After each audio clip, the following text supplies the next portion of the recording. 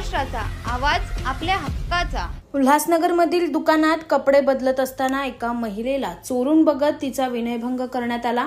हे कृत्य करणारा पसार झालाय। मात्र नागरिकांनी तिसऱ्याच व्यक्तीला मारहाण केली। मारहाणीचा हा व्हिडिओ व्हायरल झालाय। पोलिसांनी मारहाण करताना थांबवण्याचा प्रयत्न केला, मात्र मारहाण करणारे पोलिसांना देखील ऐकत नव्हते।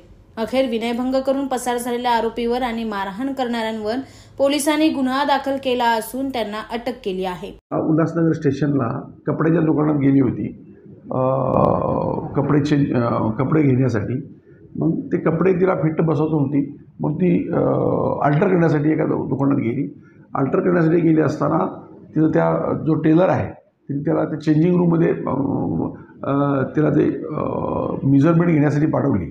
तेव्हा ती कपडे बदलला असताना एक अनोळखी व्यक्ती त्यानं वरून बघितलं तिच्याकडं, जी कपडे बदलत असताना। पण त्यानंतर ती जी महिला आहे ती ओरडत बाहेर आली।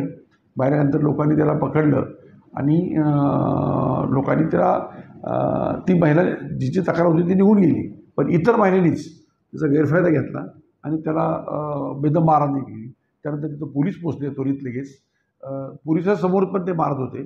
पोलिसांच्या कामात ते अडथळा निर्माण करत होते आणि त्याचा काही कुठल्याही घटनेशी संबंध नव्हता, तरीसुद्धा त्यांनी त्या व्यक्तीला मारहाण केली आणि पोलीस कामात पण अडथळा केला।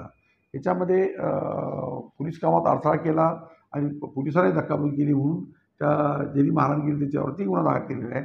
आणि ज्या टेलरने त्या मुली जी कपडे चेंज करण्यासाठी गेलेली मुलगी होती ती कपडे बदलत असताना तिला बघितलं, त्यामुळे त्याच्यावरती पण गुन्हा दाखल केला आहे आणि दोन्ही गुन्हे दाखल करून दोघांनाही अरेस्ट करण्यात आलेले आहे। सर, याच्यामध्ये असं समजते की जो आरोपी ज्यांनी पाहिला तो घटनास्थळ तो निघून गेला आणि भलतेच टेलरलाही मारहाण झालेली आणि मारहाण करणारे हे दुसरेच होते।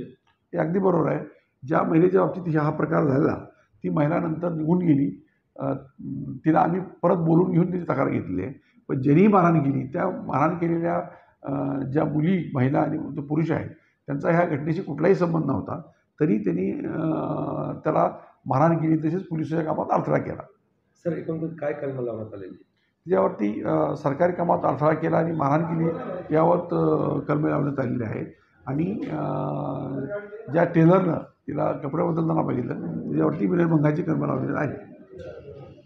तुमच्या परिसरातील काही घडामोडी किंवा समस्या असतील तर आमच्या वृत्तवाहिनीला संपर्क करा आणि तसेच सतत अपडेट राहण्यासाठी आमच्या वृत्तवाहिनीला सबस्क्राईब करा आणि बेल आयकॉन दाबायला विसरू नका।